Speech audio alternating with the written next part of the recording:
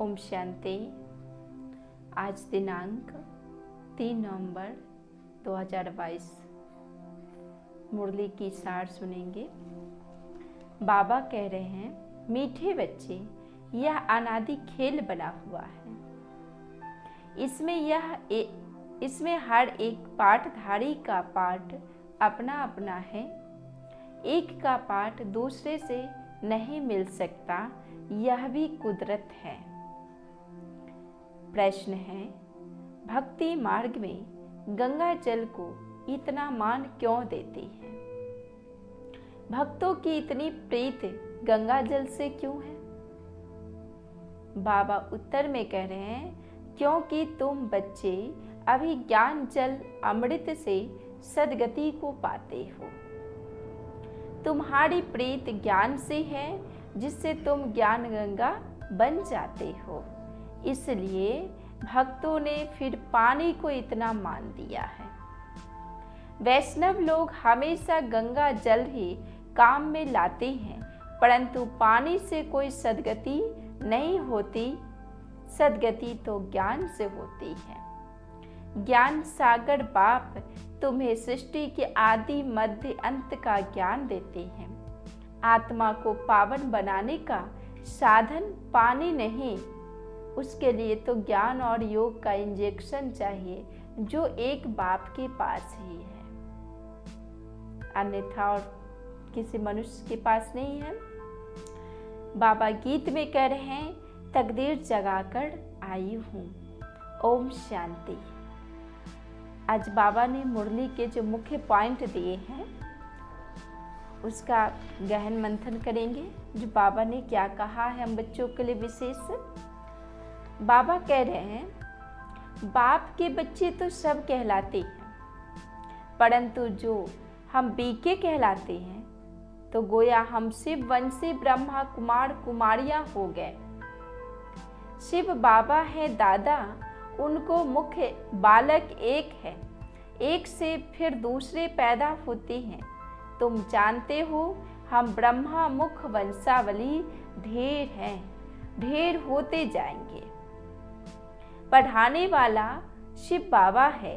ब्रह्मा की आत्मा भी मुझको याद करती है, तुम्हें भी याद करना है। किसको? शिव बाबा को याद करना है। तो बाबा ने कितना अच्छा पॉइंट अभी हम बच्चों को कहा है। जो ब्रह्मा की आत्मा भी शिव बाबा को याद करते हैं और तुम्हें भी याद करना है शिव बाबा को। अभी क्या हो रहा है? अभी बहुत ब्रह्मा कुमार कुमारियों के बीच में सब बच्चे अपनी मनमत पे चल रहे हैं और सब यह कह रहे हैं, जो बाबा मुझ में ही आते हैं। कोई कहीं सब अपने आप को ही ब्रह्मा बना लिया, जो मैं ही, मेरे तन में ही अब बाबा आ रहे हैं, क्योंकि बाबा का तो शिव बाबा का तो साकारत खत्म हो गया नहीं है। तो ब्रह्मा बाबा के जाने के बाद बच्चों की यह मनमत चलने लगा। सभी बहनें या कुछ भाई वह यह कहने लगे, जो बाबा हमारे अंदर ही आ रहे हैं और मैं ही बाबा हूँ, है ना। बल्कि बाबा ने कहा है, जो कुमारी कन्या के तन का आधार लो, यह मेरी कायदा नहीं है। परमात्मा ने पतितों को पावन बनाने के लिए आया। इसलिए शिव बाबा को हम क्या कहते हैं? पतित पावन। पतित पावन इसलिए कहा गया है क्योंकि वो पतितों को पावन बनाते। हम मनुष्य जो पतित हैं उसको पावन बना देते हैं, इसलिए वो पतित पावन कहलाते हैं। ऐसा नहीं है जो परमात्मा पावन को पावन बनाते हैं। जैसे कि आप गुलजार दादी को ही समझिए। गुलजार दादी के लिए बाबा ने मुरली में स्पष्ट कहा है, जो यह गुलजार बच्चे कई जन्म से बाल ब्रह्मचारी, 7 जन्म के लिए बाबा ने कहा, जो रेगुलर मुरली सुनते होंगे, पढ़ते होंगे या समझते होंगे, मुरली के रहस्य को समझते होंगे, उन्हें अवश्य याद होगा ये पॉइंट, है ना। जो बाबा ने गुलजार दादी को 1 जन्म नहीं 7 जन्म के लिए कहा, जो वह पावन है। अब पावन को पावन कैसे बनाया जाए? पतित को ही ना पावन बनाया जाएगा। जैसे कि आप अब ब्रह्मा बाबा को ही देखिए, ब्रह्मा बाबा क्या थे? पतित थे, एक गृहस्थी थे, उनके परिवार बच्चे सभी थे। तो बाबा ने उनके जो कुछ समय के लिए उनके तन का आधार लिया और उनके द्वारा गीता का ज्ञान, गीता का रहस्य बाबा ने उनके द्वारा खोला। क्योंकि भक्ति में कहते हैं ना, कृष्ण ने ही गीता का भगवान है। इस रहस्य को बाबा ने क्लियर किया, जो शिव बाबा ही सुनाते हैं, लेकिन कृष्ण के आत्मा के द्वारा सुनाते हैं, है ना। इसलिए 18 अध्याय गीता 18 साल में सुनाई गई। वह कार्य संपन्न हुआ, गीता ज्ञान संपन्न हुआ। फिर ब्रह्मा बाबा का यह पुराना शरीर छूट गया। इसके बाद बच्चों की अपनी मनमत होने लगी। सबने कहा जो बाबा मुझ में ही आते हैं, बल्कि बाबा किसी भी कन्या के तन में प्रवेश नहीं करते हैं।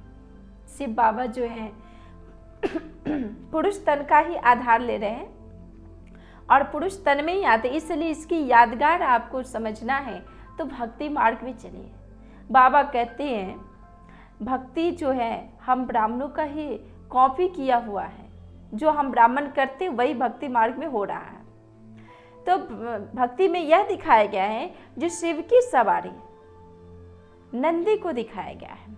शिव के मंदिर के आगे ठीक नंदी बैठा रहता है, यानी नंदीगण परमात्मा, नंदी माना पुरुष, बैल, गौ नहीं, है ना। तो परमात्मा किसी कन्या तन का आधार नहीं लेते, परमात्मा पुरुष तन का आधार लेते हैं। इसलिए शिव बाबा का जो पाठ है, जो अभी भी साकार में चल रहा है, लेकिन हम बच्चे उस पाठ को नहीं पहचान रहे हैं, है ना।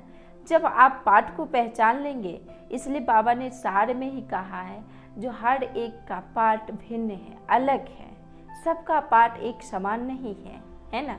तो उस पाठ को जब हम क्लियर करके समझ लेंगे तो आपको भी साकार में डायरेक्ट बाप से वर्षा मिलेगा।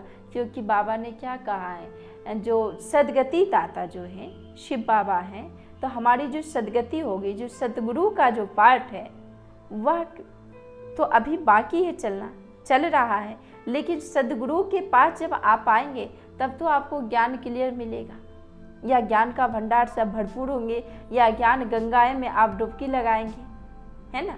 तो इसलिए बाबा ने कहा बाबा को यथार्थ रूप से पहचानो। जैसे कि आपने कल्प वृक्ष का चित्र देखा होगा, या भक्ति में ही देखिए, शिव का नाम शंकर के संग जुड़ गया। क्या कहती हैं, जय शिव शंकर। कभी ये नहीं कहा शिव ब्रह्मा या शिव विष्णु, ऐसा नहीं कहा। क्या कहा, जय शिव शंकर। क्यों जोड़ा शिव बाबा का नाम शंकर के साथ? क्योंकि प्रत्यक्षता जो 500 करोड़ आत्माओं के बीच में जो प्रत्यक्षता होगी शिव बाबा का, वह शंकर के माध्यम से ही होगा।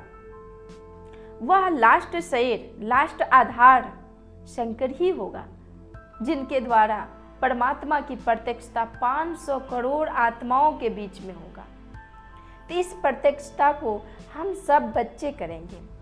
बाप की प्रत्यक्षता, बाबा ने मुरली में अव्यक्त वाणी में भी कहा जो बाप की जो प्रत्यक्षता का झंडा पहले तुम बच्चे अपने दिल पे लहराओ, तब तो पूरे संसार में लहरा पाओगे। तो प्रत्यक्षता की नगारा अब बजानी है और सभी बच्चे सत्य को समझे, यथार्थ को जाने और यथार्थ में रहे, है ना। इधर यानी बुद्धि को अन्य और बातों में नहीं भटकाए। ओम शांति।